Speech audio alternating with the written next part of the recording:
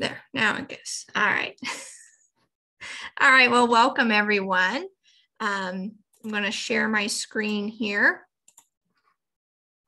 Can we all see my screen?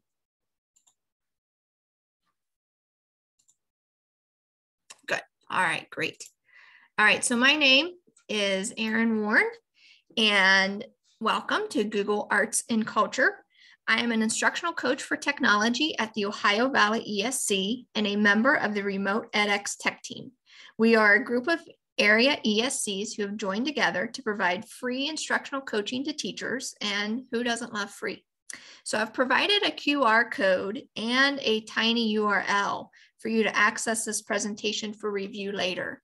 So the URL is rb.gy/IAUI6T.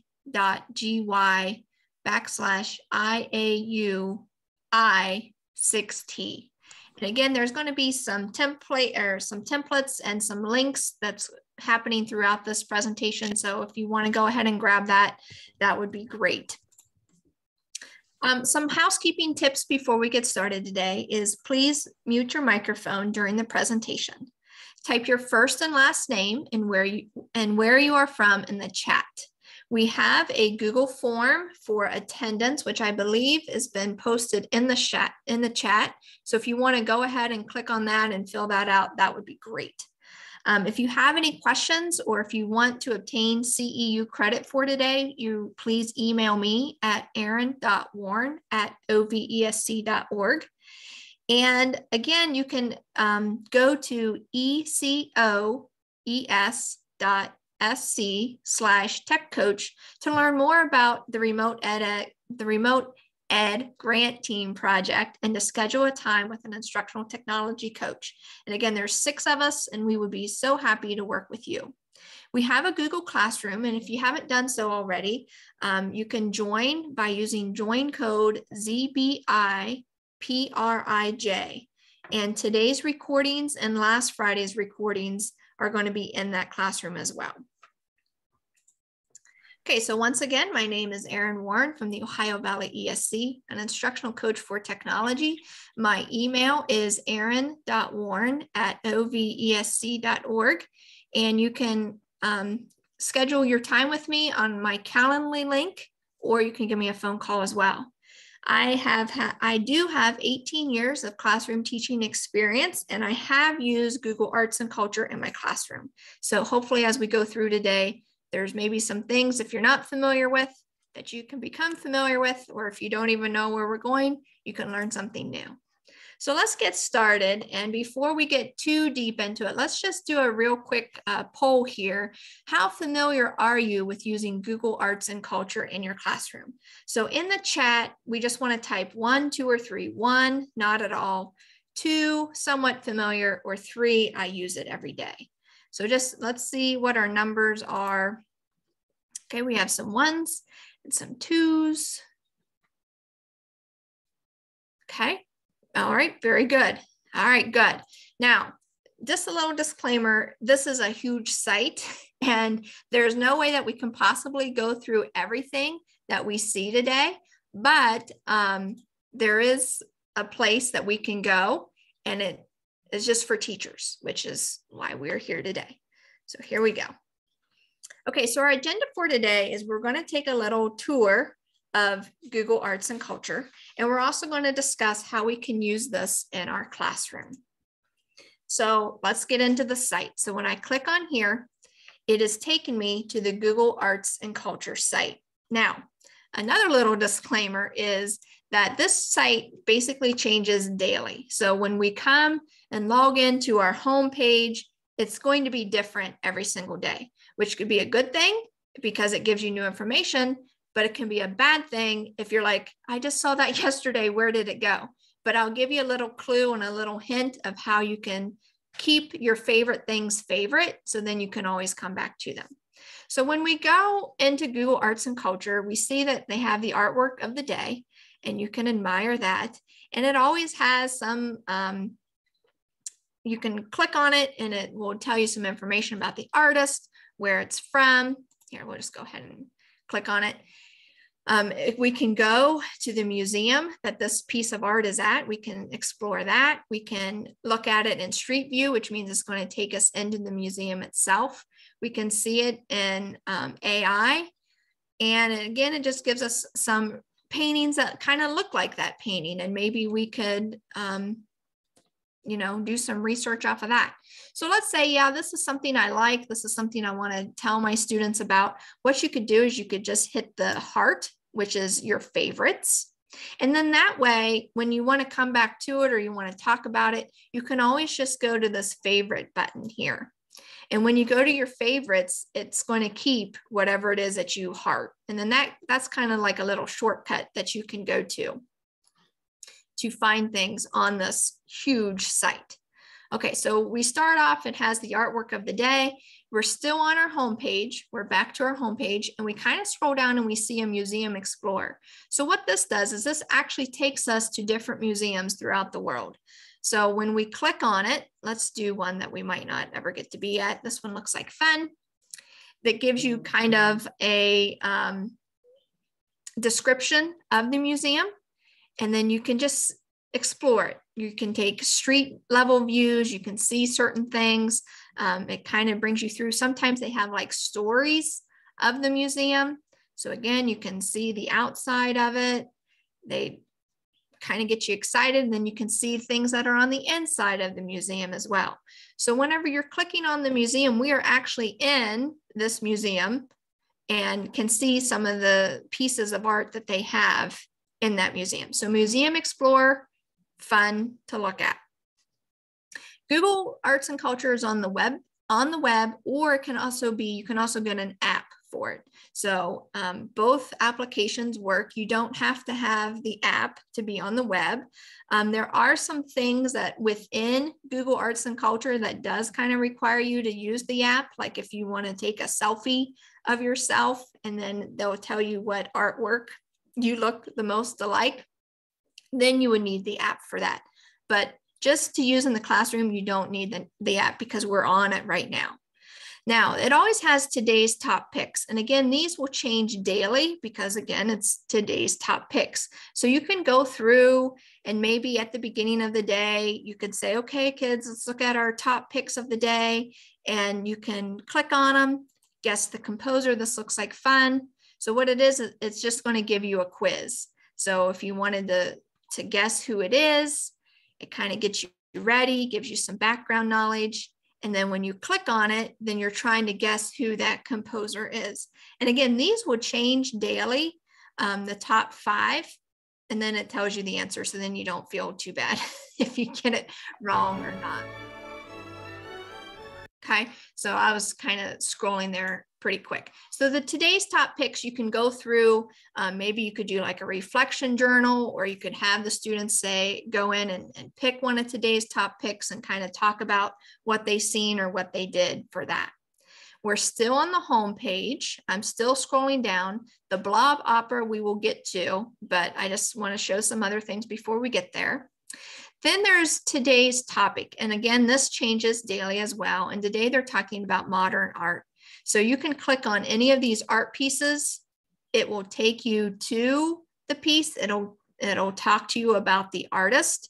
You can read more about who Van Gogh was. These stories, when you click on them, it basically goes through and talks about the artist, or talks about the piece of art, or talks about the museum where it's at. And when you complete a story, the Google Arts and Culture will give you a badge. And you can share that if you like, or you can just look at it and be proud. But whenever you do something new in Google's Arts and Culture, it will give you a badge for that. Then it also, if we're still scrolling down on that first painting that we looked at, it gives you paintings that are similar to that. Let's see what else. And then it also tells different artists that are like Van Gogh. So again, maybe this could be a compare and contrast that you can do, or you can have your students research different artists or different time periods or movements. And it gives you all this information kind of in one source. Talks about mediums as well. So the different mediums that they use for this art. Okay, so that's under today's topic. Again, I'm right back on the home page. So when I keep on scrolling down, it says discover sites in. Today they're talking about New York City. So maybe there's certain things in New York if you want to explore the Brooklyn Bridge or Washington Square Park or the Woolworth Building, you can do that. Google Arts and Cultures Games, we'll get to that, but I just want to skip it just for now. Recommended for you, just sometimes those can be kind of scary, so I go by really fast. You kind of have to watch, especially if you're using this with young children, because it is artwork and they do tend to show all the parts on certain things. So again, teacher discretion is advised on some of this. Anybody can use Google Arts and Culture, but I would say 6th grade to 12th grade, because there is a lot of reading involved. And again, some pictures people might think are inappropriate. So that's just kind of a little disclaimer as well. But again, elementary students can use this. They can play the games. They can, walking through you, do the virtual field trips and walk through the museums, things like that. So it's not like they can't use it. It's just, again, viewer discretion is advised. So if we keep on scrolling, again, I'm still on the home page. It's a very big home page. We can go into street views, which is taking us to the street on these different places. Talking about pandas, so you can kind of go through and look at pandas. It's saying, hey, what are you even looking for? Are you looking for games? Are you looking for places? Are you looking for museums or artwork? You can explore any of those. There's different pocket galleries in a museum, like they might have a special exhibit that they're wanting to show. So again, you can just click on that and explore. Now this favorite color is kind of fun, because what you can do here is you can pick on any color. So let's just pick purple for fun. And what this does is that this is going to bring up paintings that have that purple color in it. So again, students would like to do this. They pick their color, and then maybe you'd have them pick on certain paintings. Let's say that they like this one. So when they click on it, it's going to show that painting, and maybe they could do some research on either the artist or how they, the mediums that they use or the movements. I mean, there's a lot of research kind of spin-offs that you can use. And again, there's that purple site in it. So you can have them, hey, pick out 2 or 3 paintings of your favorite color and who's the artist and what did they use, things like that. Okay, so that's the favorite color. Again, that's all on the home page. So we keep on coming down. There's still some more sculpture things recommended for you. Zoom into masterpieces. Take a trip on your own. Explore a museum from home. That could be something fun on this fun winter day to do. Discover artists around the world. So if there's a specific artist that you know that you want to look up and look at and compare their arts, you can do that as well. There's a women in culture thing. Discover in 360. You can go inside the museum or wherever it is, and you have a 360 view. So you're there and you can see all sides of it. Explore by time. They have a little quiz. Do you know what that is? Things that you can see from your sofa and things to explore. Again, I'm still on the homepage. I'm trying to get to the bottom. There's just so much things that keep on popping up. Exploring things in 3D, exploring it in high definition. Another question about the Taj Mahal. Museums, if you know a specific museum that you want to get to. And then again, different places that you can explore around the world. So there, we finally made it to the end. Now that's just the home page to Google Arts and Culture. If we come over here to the left-hand side and we hit the menu bar, we see that we can see kind of the same things that we see on the top, but we see them on the side. If we hit the Explore button, what that does is, again, it takes you to the different categories that they have that in the themes and collections. So you can go there to kind of narrow your search as well. We'll get to that, but we're going to kind of go a little bit, kind of narrow our search more. Nearby is it takes your location and it tries to find museums and exhibits that are beside you. So again, you can look up to see if there's anything that you could visit or look up. The profile is just yourself. Achievements are the badges that I was talking about. Again, these are all badges that you can get when you use Google Arts and Culture. Those are just some of the ones that when I play around that I get. Collections. This kind of goes through the different collections. And again, this has museums in it. If there's a specific museum that you want the students to visit, you can look it up. When you click on it, like if I click on the Van Gogh Museum, it's going to take me there. So I can take like a field trip, a journey through this museum. It kind of goes through, there's stories again that you click on. There's online exhibits that you can walk through. There's different collections that they have, and you can view all the paintings that they have in the museum. And then there's different museum views. So like if I click on the Van Gogh first floor, it's taking me to the first floor of the museum.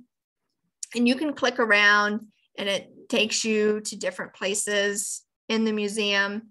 And again, I'm not very good at moving my mouse around. I make myself sick, so I don't want to make anybody sick today. But again, when you get inside the museum, you're basically walking the halls of the museum.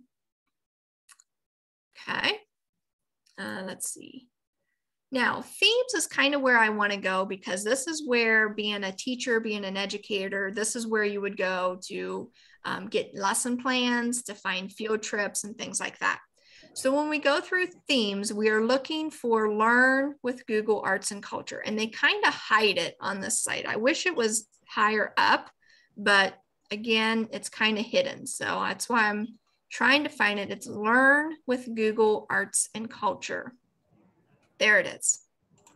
Now, this is linked to my presentation as well, and I'll show you that slide here in a minute.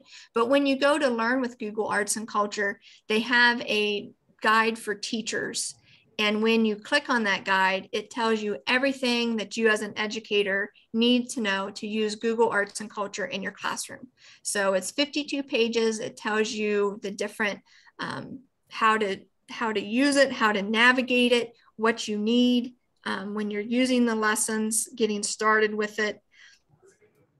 Very, very good resource for you when you are using Google Arts and Culture. I have this linked in the presentation as well, but if you are on the Google Arts and Culture site, you can download it there as well.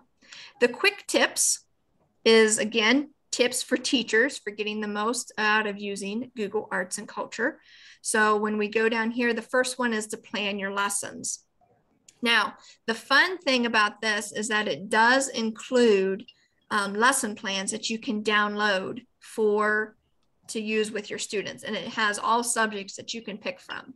So again, planning your lessons, bringing learning to life with street view tours and more. If you're doing a Shakespeare unit or something to that effect, you can actually take the kids to the Globe Theater and they can experience that.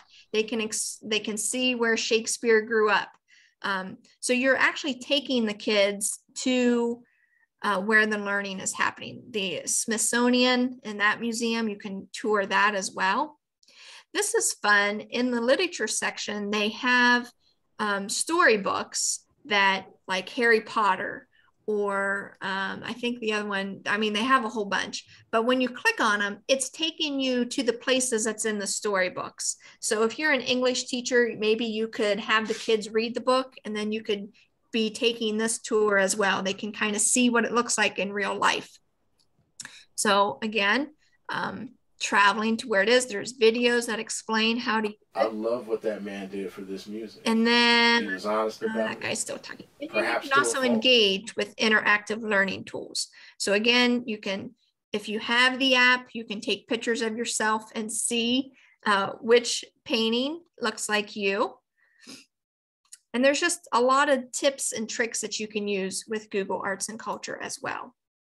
Okay, so if I go down, I can pick a subject. And again, it has all these subjects. So if you're a music teacher, if you have history, chemistry, physics, art, biology, geography, computing, or literature. So again, it's not just the art teacher that can use this site. Any subject can use it.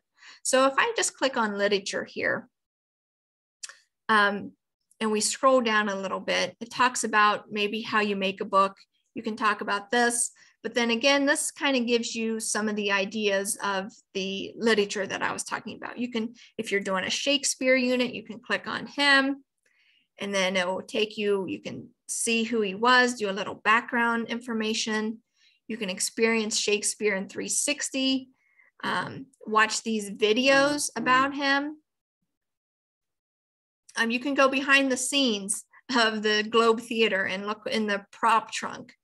Again, more videos and things to explore. So it really takes the students into what they are learning. Visit literary locations. This is what I had mentioned just before. So again, the 10 children book inspirations, when you kind of go through here, it takes you through the places of classic literature.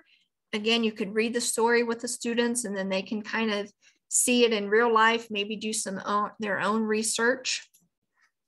The Shakespeare spots, again, the virtual tours that you can take with him. You can see where he grew up, visit the Globe.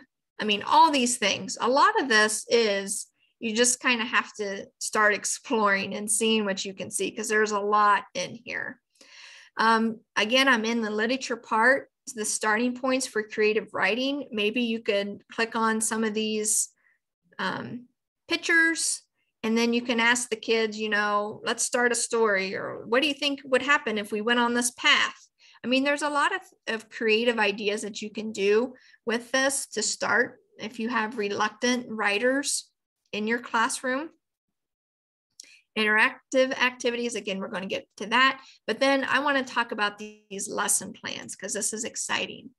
So in the lesson plans, when we go down here, then the downloadable lesson plans, what we can do, you can click on any one. And again, all of these subjects do have lesson plans. So let's say I want this Native American history and cultural lesson plan.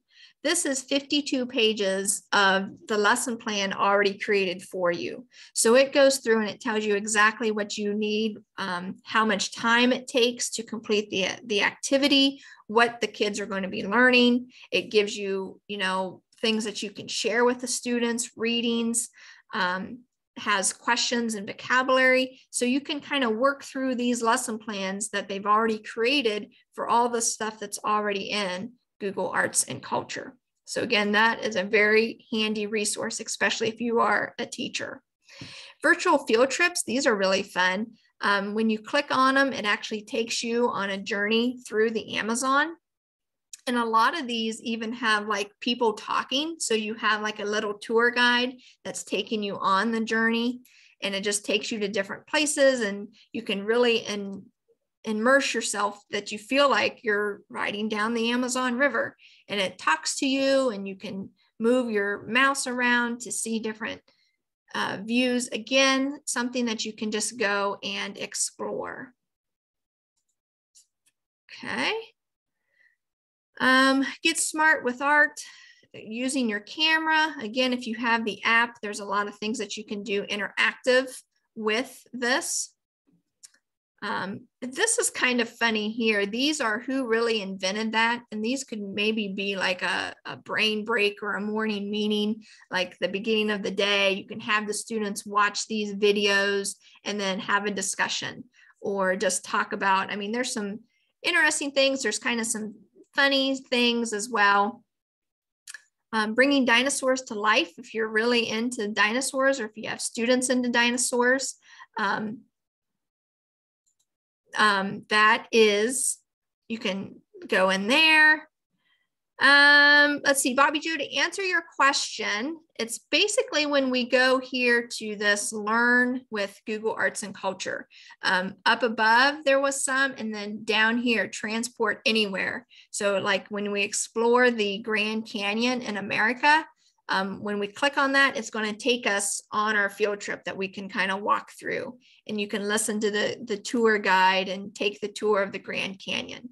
So you kind of just, it's there. I promise it's there. You just kind of have to keep scrolling and keep finding it.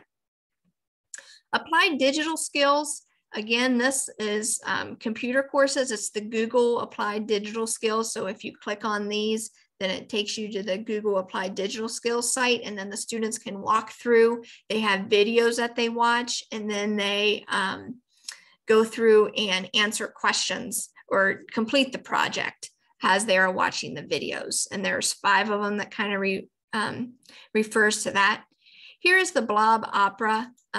Again, if you have indoor recess or something that brain break for students, what they can do is they think that this is fun to play with. They give you these blobs, and you're basically can just drag and drop them to however you want them to be and sound. If you're talking about music or how people do making songs and compose. And then here comes my final blob. Okay, now if I want to record, here, let me move this up here. Let's put this up here. If I want to record, then I can just move my blobs to do whatever. They're having fun. And then when I hit finish, then it's just going to sing my song.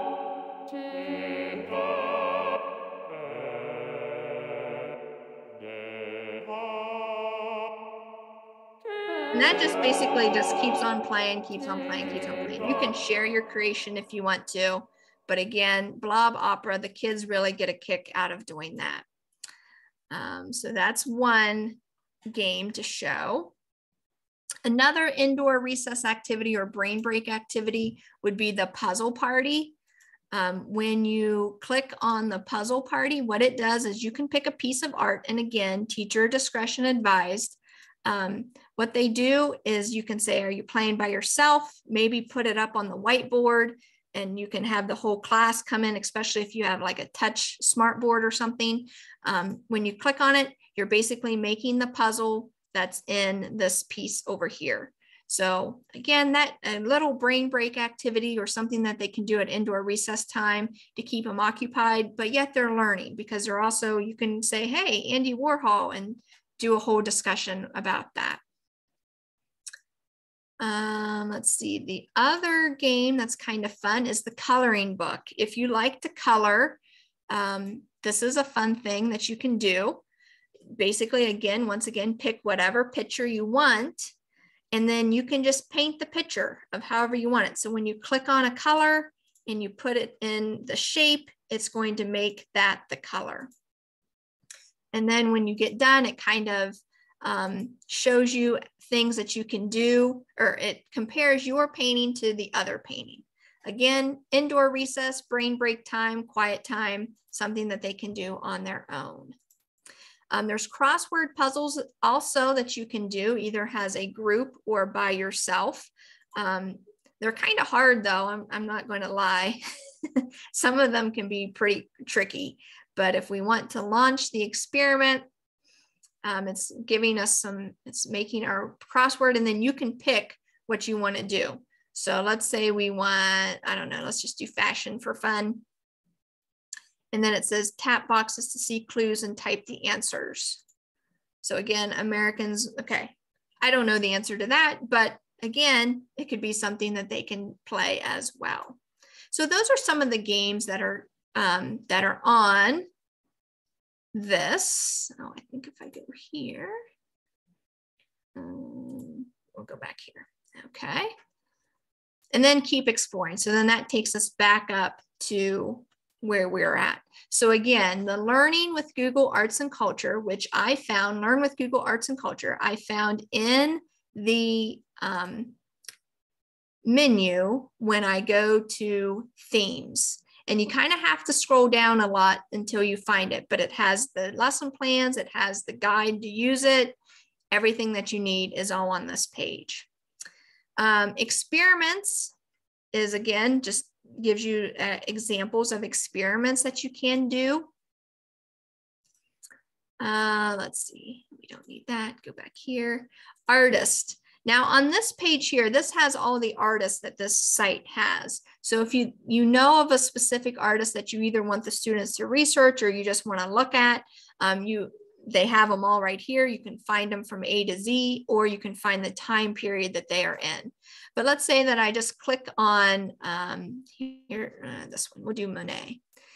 It kind of goes and gives you information about him.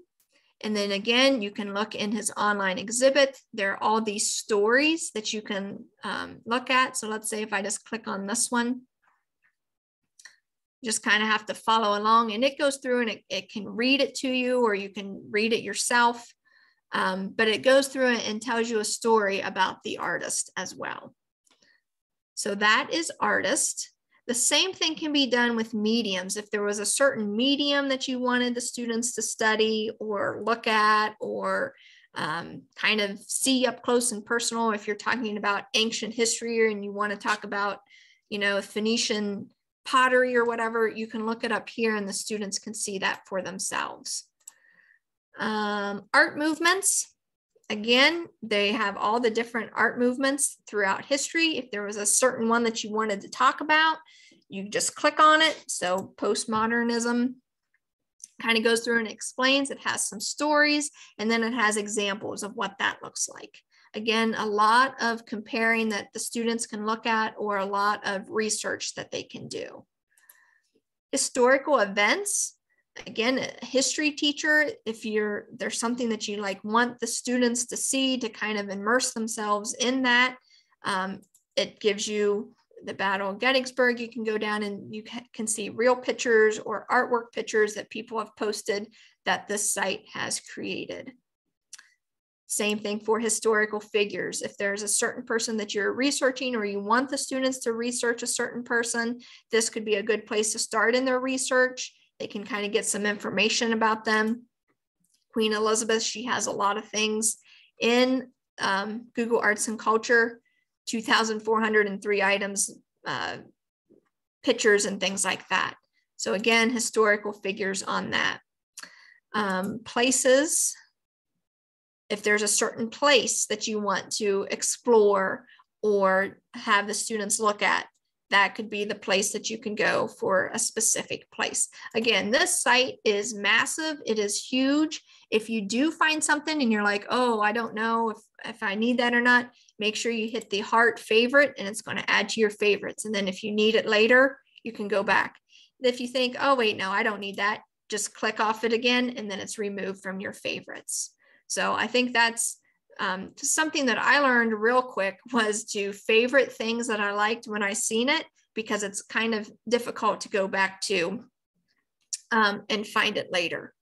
Okay, so we're going to go back to my slideshow, just because, again, there's that teacher guide PDF that tells you how to use Google Arts and Culture. And then there's the tips that we kind of walk through as well with using Google Arts and Culture. All right, so let's do a quick check-in again. In the chat, if you could please rate yourself of how likely you're going to use Google Arts and Culture in your class. 1, not at all. 2, perhaps, or 3, every day. So go ahead and type in 1, 2, or 3 of how much you're really going to use this site. And again, it's kind of one of those sites. It does have a lot of great information. It's one of those sites that you have to really kind of just explore it yourself before you really can see, what's in there, because they're always adding things. It's always changing, but there's a lot of information that you can use in your classroom. Okay, so this has been kind of a quick one. Maybe I give you some time that you can kind of explore the site on your own. But again, I thank you for joining us today. If you have any questions, you can email me at erin.warren@ovesc.org. You can also schedule a time with myself or our other ed tech coaches using our Calendly links. And again, if you're interested in CEU credit, please contact me. The attendance form, I think we can post again in the chat. Let's try that again. So if you missed that, that's in there as well. And I hope you enjoy the rest of the virtual workshops. We have 3 more this afternoon, I believe. No, 2 more, maybe just 2 more. Anyway, we have more this afternoon, and then there's, you can always go back and catch the recordings later. So does anybody have any questions? I do. Okay. Okay. My district bought over about $50,000 worth of VR